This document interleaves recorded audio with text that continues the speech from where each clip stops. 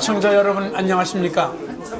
실버넷 뉴스는 2018년 3월 22일 제16기 수습기자 선발 1차 교육을 성균관대학교 명림동 캠퍼스 국제관 지하 강의실에서 있었는데요. 이 자리에는 전국에서 온 제16기 예비기자 80여 명과 기존 기자를 포함해 150여 명이 참석해 교육을 받았습니다. 함께 보시죠.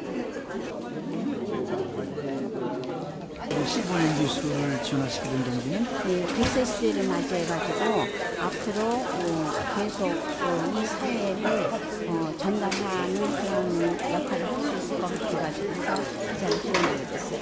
기자가 되고 싶은 이유를 간단히 말씀하신다면? 부분이 이제 생활 건강이라든지 평생 교육이라든지 이런 부분들이 평소에 이제 관심을 갖고 있었는데 특히 이제 대상 자체가 실버넷이라는 그 대상 자체가 관심을 끌었어요.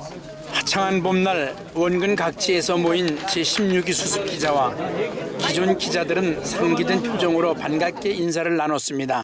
이번 교육의 참석자는 기자지명생 100여 명과 기존 기자 50여 명이 참석하여 150여 명이 경청하였습니다. 지금부터 제16기 수습기자 1차 교육을 거행하겠습니다. 먼저 실버넷 뉴스 소개 영상을 시청하시겠습니다.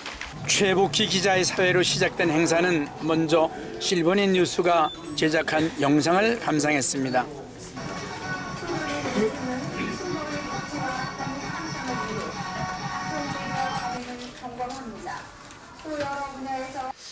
이어서 정태명 실버넷 뉴스 위원장의 개회 인사가 있었습니다. 기자분이 저한테 들려주신 말씀이 항상 저에게 힘이 되는데 그분이 오늘은 이제 저희가 실버넷 뉴스가 시작하고 굉장히 힘이 되니까 나한테 글을 쓸 수 있는 공간을 하나 마련해 주셔서 정말 고맙다.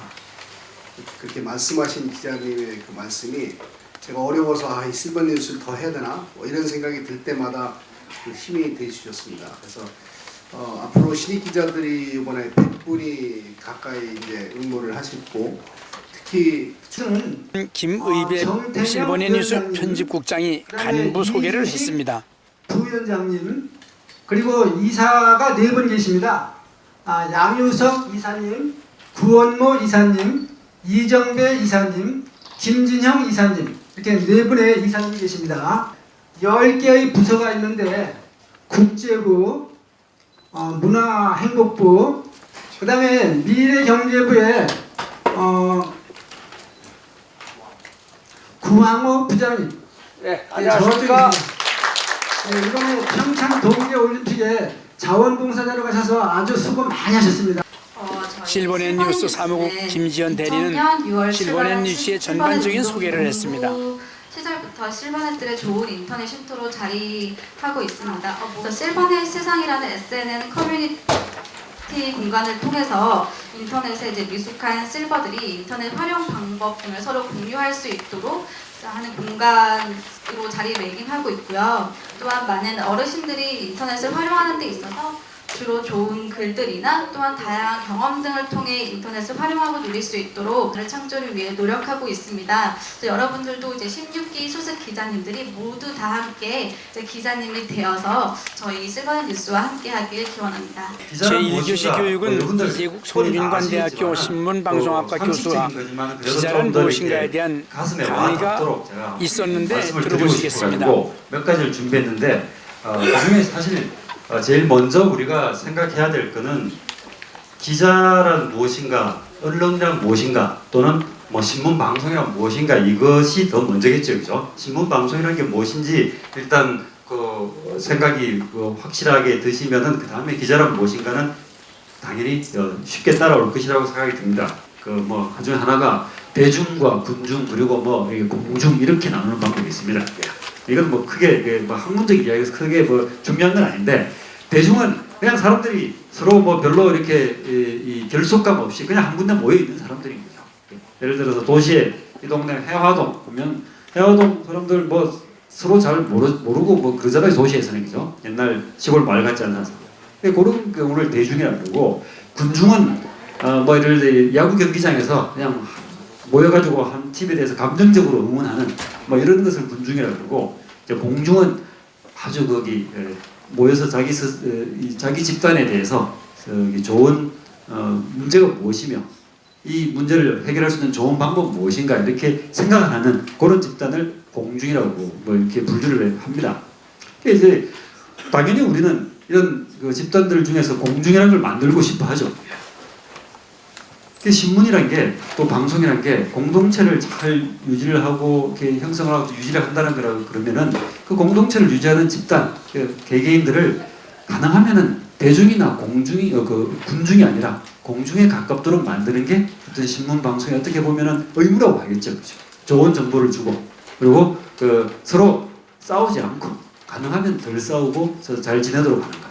그것이 사실은 신문 방송의 또는 그 기자들이 기자들이 하는 일이라고 할 수 있겠습니다.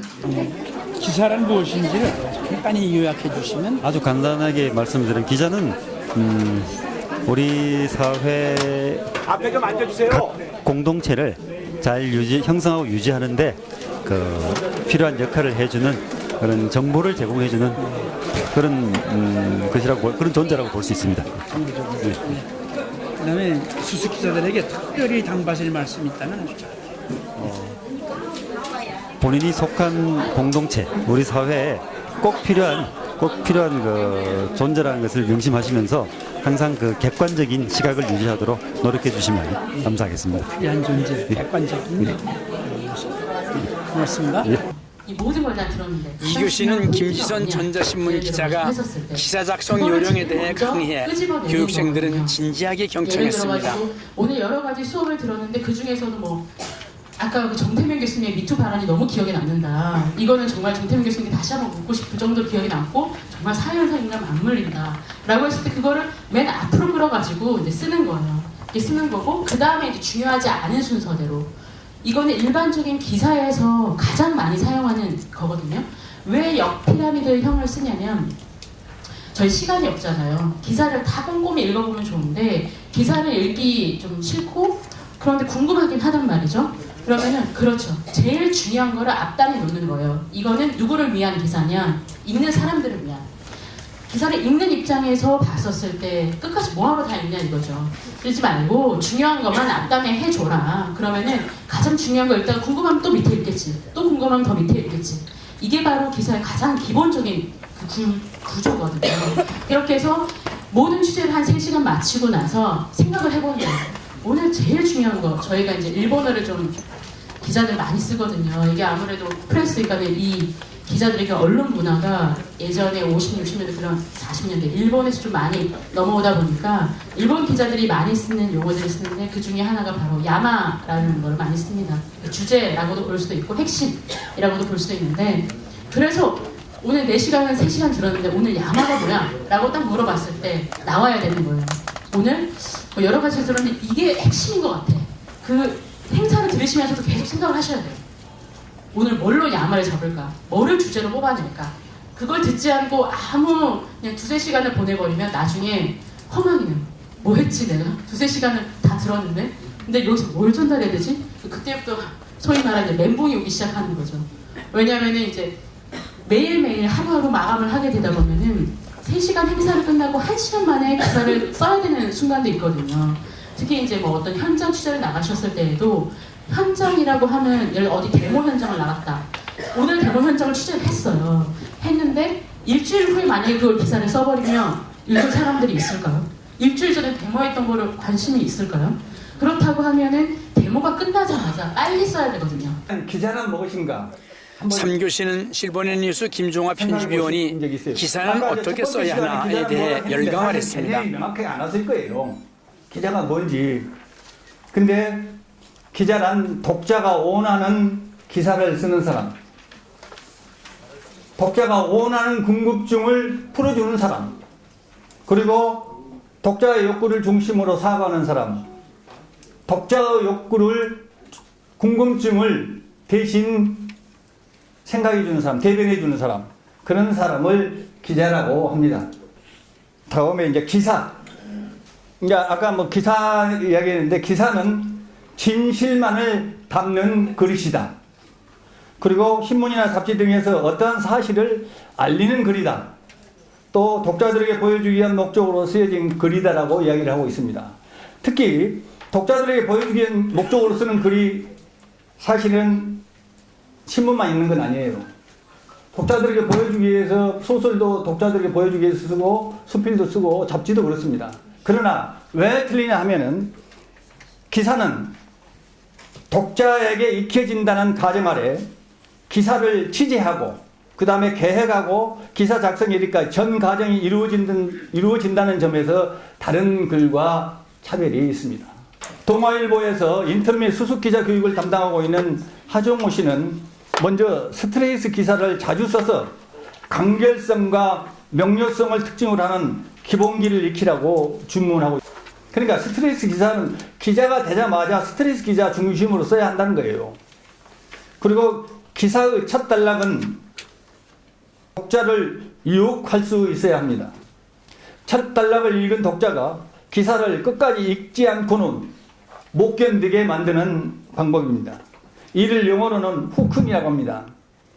후킹은 낚싯바늘 던지기 또는 낚싯바늘 콕깨기라고 해석하는데 기사의 첫 단락에서 독자들의 코를 깨라는 얘기입니다. 그만큼 첫 단락에 가장 중요한 문장을 넣으라는 거예요. 굉장히 수고하셨고요.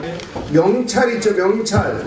명찰은 반납하고 가세요. 저희가 다음에 드릴 거고 16기 기자들, 정경수 기자를 포함해서 16기기 수습 기자들은 선물이 있습니다. 가면서 에코백 하나씩을 드리니까 신입 기자 받아가시고 구식 기자들은 받아가시면 안 됩니다. 그래서 저기 옛날 명찰이나 오늘 명찰이 전부 다 반납하시고 식사하러 가세요. 수습기자들이 계시니까 한번 한 말씀 있으시다면? 예, 저희가 그 횟수를 거듭할수록 점점 그 좋은 기자님들이 오시고 계신데요. 이번 16기 수습 기자님들께서는 한 분도 빠짐없이 이 과정을 잘 마치셔서 저희 실버넷 뉴스 기자로서 활동을 해주시고요. 그리고 이 나라의 그 실버들의 권익을 위해서 큰일을 하시는 분들이 되셨으면 좋겠습니다. 이상으로 실버넷 뉴스를 마칩니다. 시청해주신 여러분 고맙습니다.